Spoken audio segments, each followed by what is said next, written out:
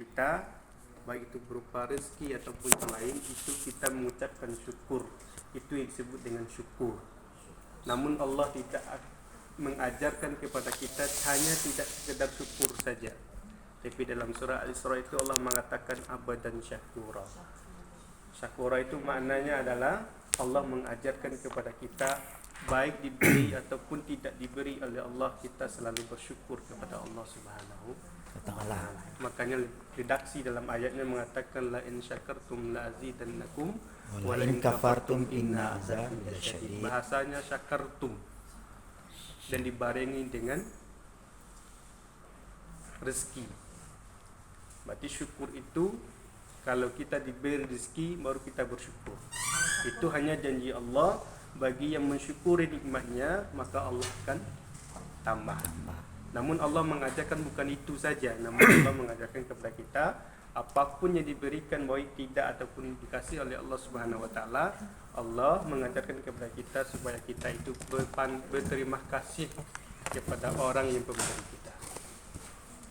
Salawat dan salam kita doakan kepada Allah Subhanahu wa Ta'ala agar dilimpahkan kepada baginda kita Nabi besar Muhammad sallallahu alaihi wasallam, yang mana berkat dari baginda Nabi Muhammad sallallahu alaihi wasallam kita tahu bagaimana caranya kita melafalkan Al-Quran itu, bagaimana kita tahu salat itu yang sesungguhnya sesuai dengan hadis beliau, sallu kama ra'aitumuni usalli. Kalau tidak ada utusan dari Allah berupa Rasulnya, kita tidak akan tahu bagaimana puasa itu yang sebenarnya, bagaimana salat itu yang sebenarnya, dan bagaimana zakat itu yang sebenarnya. Tentunya semuanya itu dilandasi dengan Rasulullah sallallahu alaihi wasallam, dengan bahasa hadisnya ma'udifa ila Nabi sallallahu alaihi wasallam min qaulin aw fi'lin aw taqrin aw sifatin min khuluqiyyati. Itulah patutnya kita bersyukur juga datang atau kehadiran Rasulullah SAW, kita bisa mendapatkan bagaimana Islam itu yang sesungguhnya, dan bisa berdamai dan bisa berdialog di dalam kehidupan kita sehari-hari. Jadi mungkin awak nak ceramah nak, kalau ceramah agak lain lah modelnya gitu. Lain gitu. Jadi awak cerita-cerita saja awak. Jadi ada kata Nasruddin Hoja, sesungguhnya kehidupan itu penuh dengan permain dan canda gurau, tapi memiliki makna yang sangat luar biasa. Itu saja awak. Tak ada perlu ceramah-ceramah.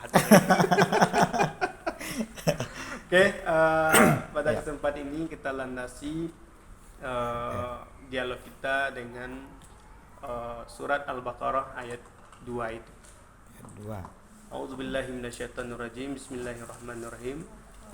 Dzalikal kitabu la raiba fihi hudal lil muttaqin alladzina yu'minuna bil ghaibi wa yuqimunas salata wa mimma razaqnahum yunfiqun. Sadaqallahu.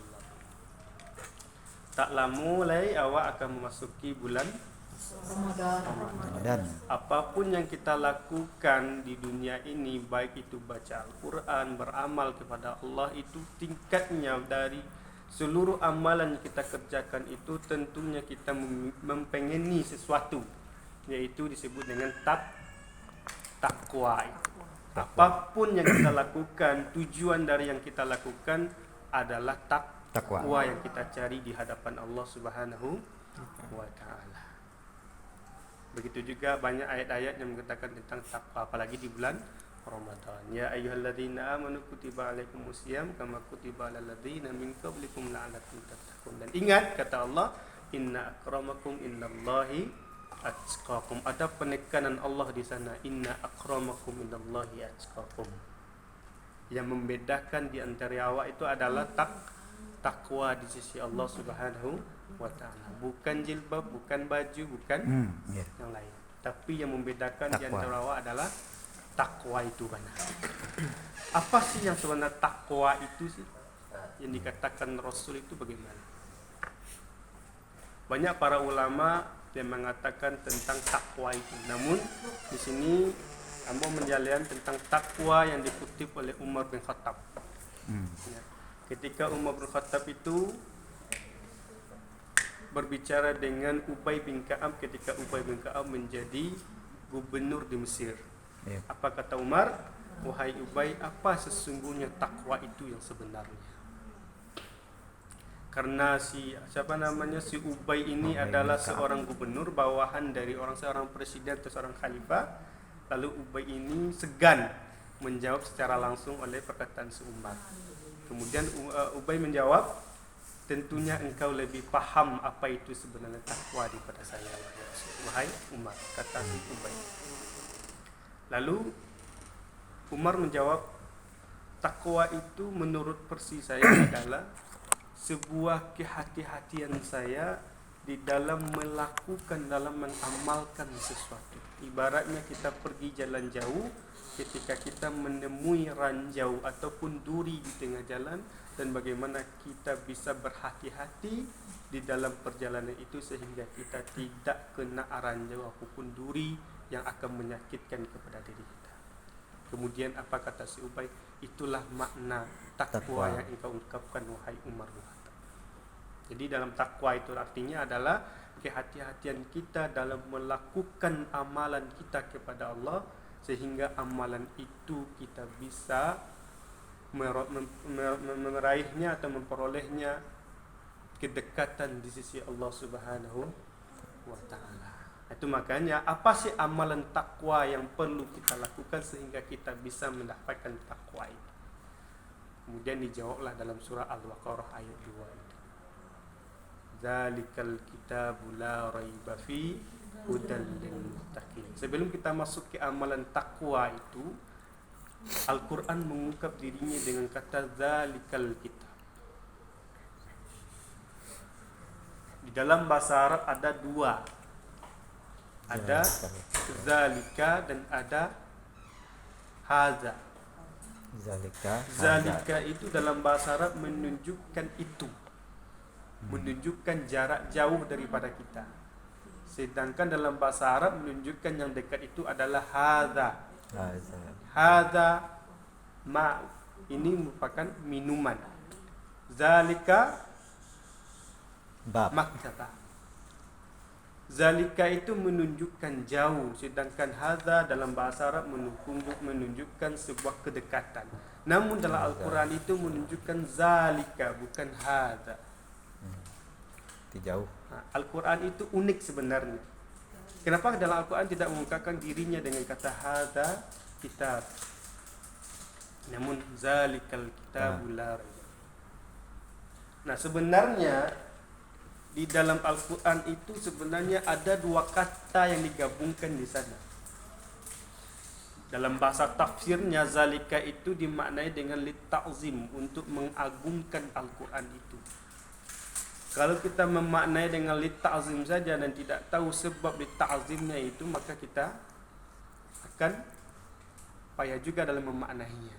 Jadi sebenarnya zalika itu gabungan dua kata di dalam satu kalimat. Zalika asal katanya adalah haza plus dengan laka. Itu menunjukkan apa? Ketika Al-Quran itu disampaikan oleh Nabi, namun orang kafir Quraisy itu menunjukkan kepada Nabi bahwasanya ini kitab yang engkau buat sendiri, wahai Muhammad. Tudingan orang kafir kepada Nabi bahwasanya Al-Quran itu adalah buatan Nabi Muhammad sallallahu alaihi wasallam dengan ungkapan hadzalaka. Jadi ketika ditimbulkan zalika, dihilangkan hanya, kemudian timbul zanya, lamnya dengan kanya kepada Nabi Muhammad. Zalikal kitabul la raib. Itu menunjukkan apa? Itu pembantahan bagi orang kafir Quraisy yang menuding Al-Quran itu buatan Nabi Muhammad sallallahu alaihi wasallam.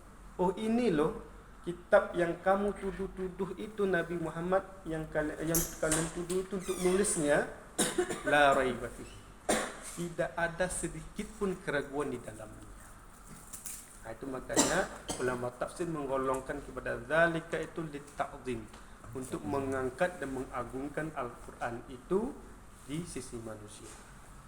Kemudian dalam ayat lain Allah mengatakan, Allah tantang mereka untuk menulis Al-Quran itu dengan semisal seperti Al-Quran itu, maka orang kafir Quraisy tidak sanggup untuk meniru kembali apa yang telah ditulis oleh atau diturunkan Allah kepada Nabi Muhammad SAW. Nah, itulah tudingan dan pembantahan terhadap orang kafir Quraisy yang menuduh Nabi untuk menulis Al-Quran. Nah, kemudian setelah zalika itu baru disandingkan dengan kata Alkitab. Nama lain dari Al-Quran itu adalah Alkitab. Alkitab itu ketika muncul bahasanya Alkitab pasti disandingkan dengan amalan perbuatan. Zalikal kitabu la raiba fihi hudal lil muttaqin. Apa amalannya? Alladzina yu'minuna bil ghaibi wa yuqimunas shalah. Al-Quran, penamaan Al-Quran itu pasti disandingkan dengan kata aqwam. Aqwam itu adalah meluruskan, menyempurnakan, dan memberikan petunjuk. Itu Al-Quran. Namun bahasa Al-Quran lain, Alkitab. Alkitab itu pasti disandingkan dengan perbuatan-perbuatan untuk mencapai tingkat takwa di sisi Allah. Maka disebut dengan Alkitab. Coba perhatikan dalam surat atau dalam ayat yang berkenaan dengan puasa. Ya ayyuhallazina amanu kutiba alaikumusiyam. Kutib dari bahasa kataba juga. Pasti ada perbuatan yang disandingkan dalam kata bahasa kataba ataupun kitab itu.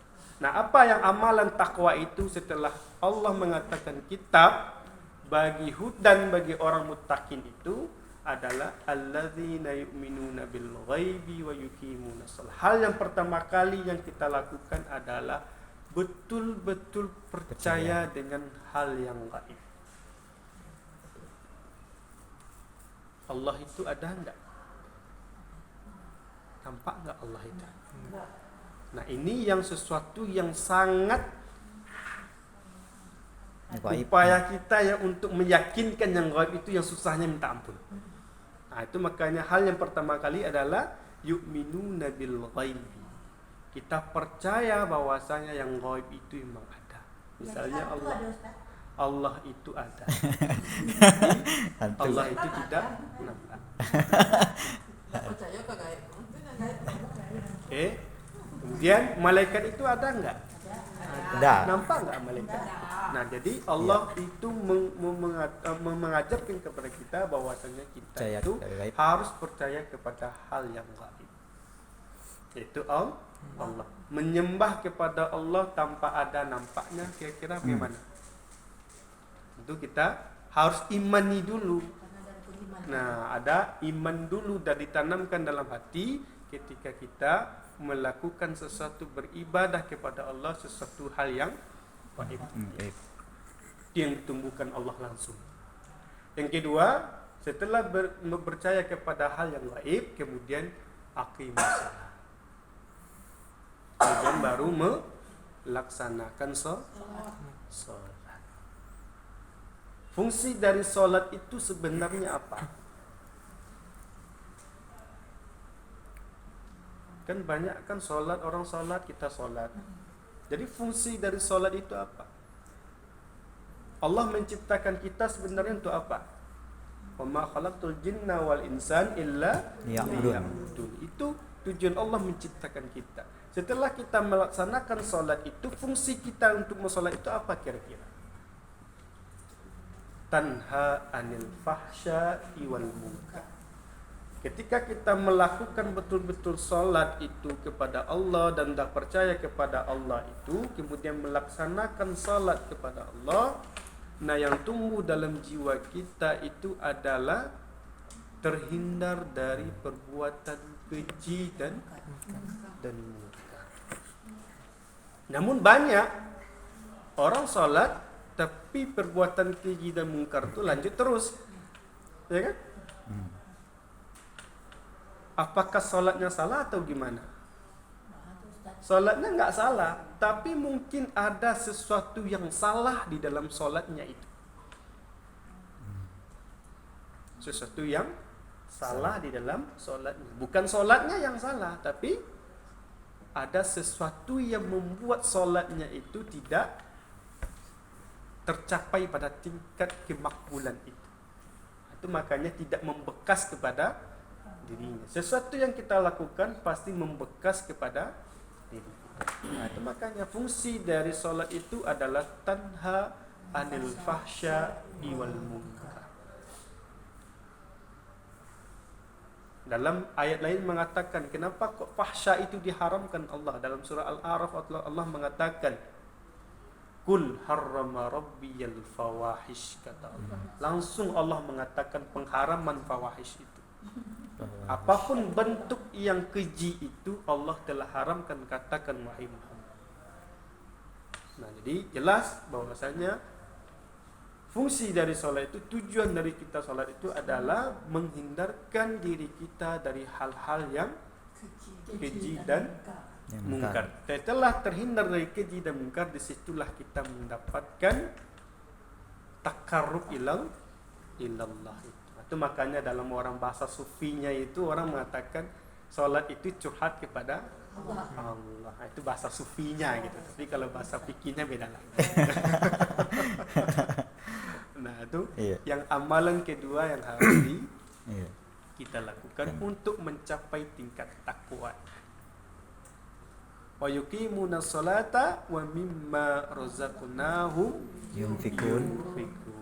Setelah kita melakukan sholat itu, yang ketiga adalah kita menginfakkan harta kita. Menginfakkan harta kita. Ada tiga itu, sedekah, infak, dan zakat. Namun Allah di sini mengatakan bukan zakat, tapi Allah mengatakan yunfik, menginfakkan hartamu, bukan zakat. Kalau zakat, pasti orang tertentu saja bisa berzakat, ya kan? Orang sanggup saya mencapai satu haul bisa berzakat. Tapi kalau orang kira-kira tak sampai satu haul, tak kira. Kan? Nah, kalau sedekah, dapat semua sedekah. Lebih ringan pula sedekah kok. Senyum saja adalah sedekah. Tapi Allah memilih dari kategori itu adalah infak. Menginfakkan harta. Kalau infak bahasanya itu berbau dengan uang. Tapi Allah tidak mematoknya berapa yang kamu berikan. Tapi kamu harus menginfakkan hartamu di jalan Allah. Begitu mudahnya Allah memberikan perbuatan-perbuatan sehingga perbuatan itu bisa mendekatkan awak sampai ke tingkatan takwa di sisi Allah. Itu bahasanya dipilih oleh Allah adalah infak. Infak itu adalah menginfakkan sebagian hartamu di jalan Allah Subhanahu wa ta'ala. Itu makanya kalau awak dapat rezeki, nah kadang-kadang dalam rezeki waktu mungkin ada hak orang lain, maka diberikanlah di jalan Allah, di jalan Allah. Kemudian tak cukup sampai di situ saja. Kemudian dilanjutkan oleh Allah Subhanahu wa ta'ala, walladzina yu'minuna bima unzila ilaika wa ma unzila min qabli. Kemudian kita percaya juga dengan kitab-kitab sebelumnya yang diturunkan sebelum kepada Nabi Muhammad sallallahu alaihi wasallam. Kita percaya juga bahwasanya Zabur, Injil, Taurat itu adalah kitab yang dikirimkan kepada Nabi sebelum Nabi Muhammad sallallahu alaihi wasallam. Oleh karena itu, kenapa Nabi Isa itu kita anggap seorang nabi, bukan kita anggap seorang orang Tuhan. Meskipun mereka itu, Nabi Isa itu menganggap mereka itu Nabi Isa itu Tuhan, namun tiba kita Nabi Isa itu bukan Tuhan, tapi Nabi Isa itu adalah utusan Allah. Percaya kita kepada utusan-utusan Allah yang telah diutus ke muka bumi. Fungsi dari kitab Taurat, Injil, dan Zabur itu hanya khusus tertentu kepada kaumnya. Tapi perhatikan Al-Quran ketika diturunkan kepada Nabi Muhammad, Syahrul Ramadan alladzi unzila fihi al-Quran hudal linnas. bahasa Al-Quran. Al-Quran itu bukan hanya tertuju kepada umat Islam saja, tapi hudal linnas, keseluruhan yang ada di muka bumi. Itu fungsi dari Al-Quran, itu diturunkan kepada Nabi Muhammad sallallahu alaihi wasallam. Al-Quran itu bisa disentuh dari berbagai apapun, sehingga kita menemukan kemujizatan dalam Al-Quran. Itu bahasa Al-Quran itu diturunkan kepada Nabi Muhammad sallallahu alaihi wasallam. Setelah itu apa kata Allah Subhanahu wa taala? Ulaika ala hudam min rabbihim wa ulaika humul muflihun. Kalaulah itu yang kita lakukan, apa kata Allah? Itulah orang yang Allah mendapatkan petunjuk. Kalaulah dapat petunjuk, dan itulah orang-orang atau mereka-mereka yang mendapatkan sebuah kemenangan. Coba perhatikan dalam azan itu, hayya 'alas shalah. Apa tujuan kita solat itu? Kenapa kita melakukan solat itu? Kemudian dijawab lagi setelahnya, hayya 'alal falah. Untuk mendapatkan kemenangan setelah kita melakukan solat. Sesuai dengan ayat tadi, ulaika ala hudam min rabbihim wa ulaika humul muflihun. Mendapatkan sebuah kemenangan dari sana. Kalau kita telah mendapatkan kemenangan, maka dijawab dalam surah Al-Baqarah juga, wa basyiril ladzina amanu wa amilus solihati anna lahum jannatin tajri min tahtiha al-anharu khalidina fiha. Kalaulah itu yang kita dapatkan segalanya, apa janji Allah? Beritahukanlah kepada orang-orang yang telah melakukan amalan-amalan soleh itu, dan orang-orang yang telah beriman itu, annalahum jannatin tajri min tahtiha. Mereka akan disediakan surga yang di bawahnya mengalir air-air dan sebagainya, khalidina fiha abada, dan mereka itu kekal di dalam itu nanti. Jadi itulah amalan-amalan yang perlu kita lakukan dan perlu kita tingkatkan lagi, dan perlu kita hati-hati dalam melakukan itu, sehingga kita mendapatkan takwa di sisi Allah. Apabila takwa itu, kita mendapatkan jannatin tajri min tahtihal anharu khalidina fiha abada. Kalaulah masuk ke dalam surga, kemudian apa kata Allah? Malakum fiha tashtahi anfusukum, kata Allah. Kalaulah masuk ke dalam surga, apapun yang kamu pengeni dalam surga itu, anfusukum, ada semuanya bagi kalian. Itulah yang disebut dengan falahun itu tadi, orang yang menang. Itulah disebut dengan orang yang menang ketika Allah mendapatkan dalam melakukan perbuatan-perbuatan yang akan meningkatkan takwa di sisi Allah Subhanahu wa taala. Mungkin nggak banyak-banyak kajewa doh, mungkin itu saja dulu ya. Mungkin dengan sekete itu kalau kita amalkan, alhamdulillah nanti akan mendapatkan akan respect nanti dalam kehidupan sehari-hari kita. Mudah-mudahan kita itu bisa melakukan dan bisa mengaplikasikan di dalam kehidupan kita sehari-hari, terutama diri Amo sendiri nanti. Alhamdulillah Allah melakukan hal-hal yang kayak itu, sehingga apa? Kalaulah itu kita lakukan, maka tubuh ya ayuhan nafsul mutmainnah, akan timbul rasa tenang di dalam jiwa. Kalaulah rasa timbul tenang dalam jiwanya, maka kita akan apapun yang kita minta kepada Allah makbul. Kita akan dikabulkan apa yang kita minta kepada Allah. Itu dulu Pak. Coba cerita-cerita ketiawak. Mudah-mudahan bisa aplikasikan dalam kehidupan kita, terutama dalam berhidupan berkelompok-kelompok. Kenapa? Karena setiap manusia itu tidak lepas dari orang lain. Kita tidak akan bisa tumbuh diri sendiri, namun kita perlu dengan orang lain. Mungkin itu yang nanti saya sampaikan. Mudah-mudahan bermanfaat untuk kita semua. Kalau ada salah janggalnya saya mohon maaf. Saya akhiri. Wassalamualaikum warahmatullahi wabarakatuh. Waalaikumsalam. Dan dia bertanya Ustaz. Silakan. Ustaz, tadi kan awak kan percaya sama yang gaib kan Ustaz. Yep. Terus kayak misalnya gitu Ustaz, kayak anak-anak awak kan Ustaz yang mana ni tu nampak kayak siapa gitu, nampak siapa tu. Nampak ini jawab nampak memang ada tu Ustaz. Kan gaib tu Ustaz. Inyo nampak dah, Pak? Enggak. Ada hantu kan nampak anak-anak tu nampak hantu ya tu Ustaz. Istilah hantu itu kemarin pula munculnya itu. Kemarin. Nah, sebenarnya Ah. hantu itu setelah kita bahasa hantunya ya.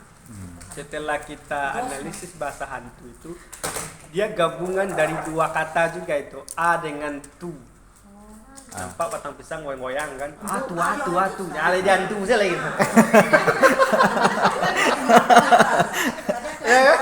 Awal karena takui, anu nampak batang pisang goyang-goyang kan? Atu ala jantung. Hantu saja. Jadi intinya apa? Intinya bukan hantu di situ. Sebenarnya yang ada itu adalah jin. Jin ya. Yang paling induk angkangnya apa? Iblis. Itu induk angkang itu. Kemudian baru muncul yang bawahnya kayak syaitan, kayak jin dan sebagainya. Nah, itu makanya yang paling menghasut awak itu sebenarnya adalah syaitan itu, iblis itu. Nah, itu makanya sebenarnya iblis itu sebenarnya sebelumnya dikeluar dari surga itu letengnya itu sama dengan malaikat sebenarnya. Ndak iblis namanya dulu. Ndak. Karena iblis itu saking patuhnya kepada Tuhan dulu itu. Jadi karena munculnya Nabi Adam, disitulah ada unsur pembangkangan di situ. Namun ke Tuhannya tidak bangkang. Ke Tuhan patuh. Patuhnya ke Tuhan patuh. Cuman ketika disuruh sujud ke Adam, di situ tidak namuannya. Di situ muncul gejolak sombong itu tadi. Karena dia diciptakan dari api. Karena Nabi Adam ciptakan di tanah itu lebih tinggi derajatnya daripada tanah. Disitulah rasa sombong muncul. Maka disitulah ada pengengkangan sujud kepada Adam. Tapi perintah Tuhannya tidak bangkang. Ya. Berarti kalau sombong sama jadi iblis tu. Bahkan lebih. Oh lebih Ustaz. Dia sombong. Makanya kalau kita ini kan ada fungsionalnya dalam tubuh kita itu ada nafsu. Nah, disitulah yang memanfaatkan oleh syaitan, oleh iblis itu menghasut dari situnya. Kalau awak hati-hati di situ maka terselamatkanlah awak di situ. Tapi kalau tidak, disitulah akan menjerumuskan awak itu masuk ke neraka. Kalau saking rendahnya, kalau menurutkan nafsu awak itu, maka akan lebih rendah pula daripada binatang. Kalau awak bisa mengendalikan nafsu kita itu, kita bisa memanfaatkan apa yang ada dalam tubuh kita itu, sehingga bahkan lebih pula melebihi daripada malaikat. Itu makanya manusia itu disebut dengan taqwimun. Laqad khalaqnal insana fi ahsani taqwim. Kalau bisanya maka inilah sempurna. Cipta-ciptaan yang telah sempurna di dalam manusia. Nah, itu maka sejauh mana kita memanfaatkan bisa membawa diri kita itu, apakah bisa kita membawa ke tingkat yang lebih tinggi, apakah bisa dari nanti akan turun seperti bahkan lebih daripada binatang. Itu makanya hati-hati kita di dalam mengelola dan dalam kolbunya itu ya. Supaya kita itu bisa mendapatkan takwa itu di sisi Allah. Jadi sebenarnya jin ya, makanya setiap kita itu lahir, setiap kita lahir itu ada namanya korin. Itu disebut dengan jin itu tadi, jin korin itu. Jin korin itu orang maaf Ustaz. Jin kawan. Kawan. Kan itu datanya waktu cerita Pak Puzi kan Aisyah katanya kan Nabi kan kecik Nabi lah kedua lo setan kau Aisyah. Kecik Nabi emang dan saya punya kecik Aisyah emang bos saya punya setan, kau tak punya setan loh. Jadi yang hantu itu sebenarnya jin itu, makanya orang bisa melihat itu. Sebenarnya orang itu tidak bisa melihat iblis, tidak bisa. Tidak bisa. Yang nampak secara real nyata jin itu tidak bisa. Cuman orang itu karena yang diasumsi dari otak kita itu terbayang kayak apa misalnya. Ini berapa itu saja gitu. Yang ada terpikiran di situ. Karena yang bentuk sebenarnya tak tahu. Itu makanya hal itu digoibkan daripada awak. tidak akan bisa nampak. Kalau saya kira-kira kalau nampaklah jin itu mungkin sesuatu. Mungkin nak muek sekong tu. Iya, iya. Saking banyaknya di situ mungkin nak muek, dah bisa duduk sekong kayak. Saking banyak. Alhamdulillah dan syukurlah alhamdulillah kita tidak bisa melihatnya. Itu makanya zaman Umar itu di zaman Nabi itu jin itu nampak. Itu makanya ketika iblis atau jin itu berseberangan dengan Nabi, ketemu dengan Umar ketika berjalan, iblis dan syaitan tu lebih menghindarnya daripada kesebut dari Umar. Takut itu mana? Itu bukan karena yang menjadi takut itu bukan karena Umarnya, tapi takwa si Umar tu lebih tinggi daripada. Itu makanya yang ditakutkan oleh iblis itu apa? Itu takwanya itu tadi, kedekatan diri kepada Allah tadi. Sama kayak orang peruqyah, bisa enggak orang peruqyah itu mengusir jin? Cuma kan peruqyah itu kan enggak sembarang orang pula yang bisa jadi peruqyah dah. Ya kan? Tentu yang disebut ruqyah itu bukan orang membaca ayat-ayat saja, tapi yang disebut orang peruqyah itu adalah tingkat kedekatan dirinya kepada Allah. Itulah yang membuat jin atau yang syaitan itu takut dia. Kadang ada juga tuh orang membaca ayat ke orang kena kesurupan, tapi ketawa-ketawa aja kawan. Sesama jin kok diruqyah. Ya kan? Sesama jin diruqyah. Jadi yang dikatakan iblis itu syaitan itu takut adalah tingkat takwanya itulah yang mereka itu lari. Itu makanya ada dulu di zamannya imamnya Abu Hanifah, ketika ada orang kesurupan tadi bacakan ayat-ayat semuanya tidak lari je. Masa buatlah carilah Abu Hanifah. Abu Hanifah ko sedang ada kerajo, ada sedang ada kegiatan-kegiatan, maka dia ambil salah terompa Abu Hanifah ko. Gian saya kenyo aja. Dibawa lah terompa Abu Hanifah ko, dirakitlah ke orang dapat kesurupan. Kocak kacir jin lari. Terompa dia bawanya. Intinya apa? Tingkat orangnya itu. Itu makanya. Ya kalau Pak ya. Pak yakin orang magi dan kelor.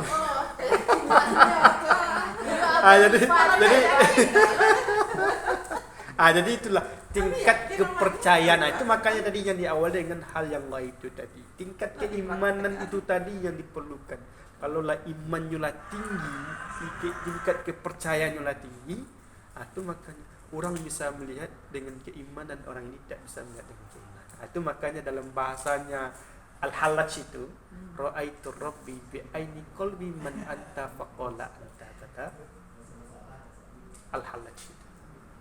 Aku melihat Tuhanku dengan mata batinku, namun dia berkata siapa engkau, dia menjawab aku ya engkau, engkau ya aku. Itu makanya aku melihat Allah itu di sana, namun pada hakikatnya Allah itu bukan di sana. Itu pengaruhnya di dalam keimanan itu. Aku melihat istriku di sana misalnya, atau suamiku di sana, padahal suaminya dah meninggal. Ya kan? Aku bisa menghadirkan suami saya di hadapan saya, namun hakikatnya suami saya itu tidak ada lagi. Itu kalau tingkat keimanan lah bisa jadi. Orang lain tak bisa nampak. Bahasa 1300 watt itu. Di balik itulah ranah-ranahnya orang-orang. Tapi kalau yang bawa itu sama ya, terus lain nak bawa. bagaimana dengan Ustaz? Kamu punya kelebihan, punya indera keenam. Indigo kayak indigo Ustaz itu ya tuh Ustaz. Ya. Kayak indigo kan istilahnya Ya, indigo. tapi jadi indera keenam yang bisa nampak itu. Gitu. Bisa juga. Lah tinggi kajian gusur. Enggak bisa. Jadi gusur berdua. Kalau indigo itu yang kita ketahui, indigo itu kan bisa lo mencari hal-hal yang terjadi. Itu sebenarnya itu pandai-pandainya. Itu bisa jadi itu iblis yang membisikkan dia bisa jadi. Iblis laknatullah. Itu makanya hati-hati kita ketika mendapatkan itu, untuk mendapatkan tingkat yang tadi itu tidak segampang apa yang kita kira. Itu makanya. Kalau segampang apa kira mungkin satu alam kita jadi wali. Ya nak? Itu makanya butuh pengamalan-pengamalan yang sangat luar biasa. Kayak siapa misalnya, kayak Ibnu Al-Iskandari, kayak Ibnu Al-Farabi dan sebagainya. Mereka itu enggak sia-sia. Kalaulah orang itu, mereka itu antara mimpi dengan nyata itu sama sih. Itu makanya awak saya lalu awak pakaru saya kan. Ya enggak. Mimpinya itu sama sih nyata gitu. Itu kalau orang pada tingkat-tingkat wali. Itu makanya tidak sembarang orang dan dapat itu. Bukan dia buat Dia kan dia 1.000 dibuat gimana? 2.000 anak. Kayak nggak buat tak? 2.000 buat. Itulah kira-kira. Cuman dibatik oleh Imam Al-Iskandari itu, makanya dalam konsep memahami Al-Quran untuk mencapai hal itu, kalau Imam Ibn Arabi, mereka itu meninggalkan mana secara teks zahirnya itu ditinggalkan. Dia memacu kepada makna yang di luar teks, makna di luar zahirnya. Tapi kalau Imam Al-Iskandari, apa kata beliau, kita tidak bisa pungkiri dan tidak bisa kita buang makna teks itu sendiri. Dari mana teks itulah kita bisa mencapai tingkat yang lebih tinggi. Itu makanya kata-kata orang-orang dulu tuh, dunia aku tidak bisa awak tinggali. Dengan dunia itulah ladang awak untuk bisa memacu ke akhirat. Tapi banyak ini kan, dunia tinggal akhirat, saya fokus berzikir jawab alai anak dikit ke Tuhan. Itu banyak itu kan jadi kan. Nah, kata Imam Al-Iskandari, dunia itu tidak bisa kita tinggal. Dengan dunia itulah kita bisa menuju ke akhirat. Itu maka dalam doa fit dunya wal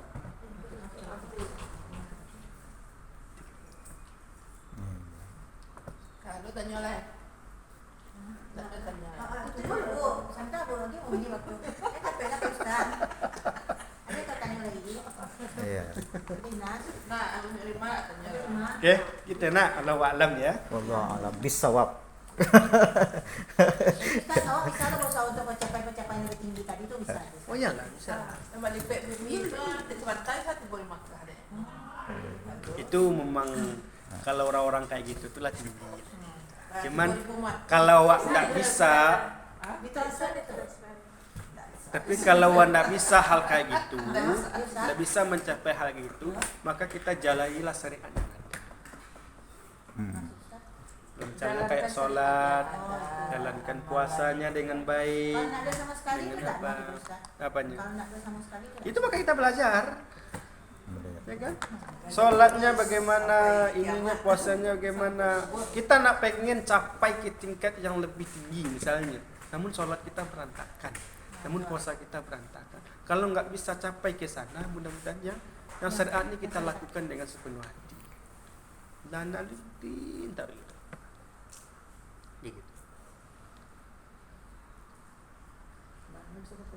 Jadi intinya hendaknya bisa mencapai 3 waktu Ustaz yang di bawah. Itu makanya dalam hadis mengatakan ihfazillah yahfazka. Ihfazillah tajidahu tujahaka. Kata Nabi, jagalah Allah itu maka kalian akan mendapatkan Allah itu. Baca roa menjaga Allah tu. Itu bahasa kiasan. Nah, cara menjaga Allah itu adalah tunaikanlah perintah Allah itu yang telah diperintahkan kepada awak melalui kalam Allah. Tunaikanlah perintah-perintah Allah itu dan tinggalkanlah apa yang dilarang Allah itu, sehingga kalian mendapatkan tajidahu tujahaka, maka kalian akan mendapatkan Allah itu. Itu bisa menjaga Allah. Bis?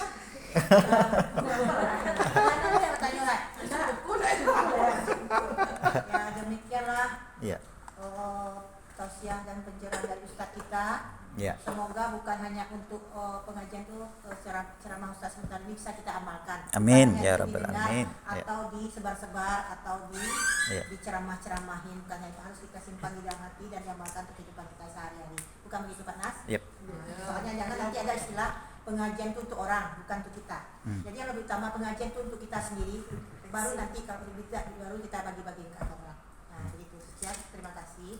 Assalamualaikum warahmatullahi wabarakatuh. Waalaikumsalam warahmatullahi wabarakatuh.